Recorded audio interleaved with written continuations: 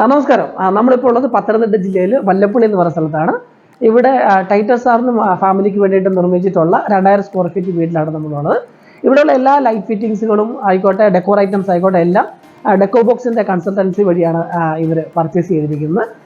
ഇവിടെയുള്ള ഒരു പ്രത്യേകത എന്താ വെച്ചാൽ കൂടുതലും എല്ലാ ലൈറ്റ് ഫിറ്റിങ്സുകളും തന്നെ നമ്മളൊരു ന്യൂട്രൽ വൈറ്റ് പാറ്റേണിലാണ് നമ്മൾ ചെയ്തിരിക്കുന്നത്. ഒരു ന്യൂട്രൽ വൈറ്റ് ആയിട്ടുള്ള ഒരു ആംബിയൻസ് ആണ് നമ്മൾ ടോട്ടലായിട്ട് നമ്മൾ കൊടുത്തിരിക്കുന്നത്.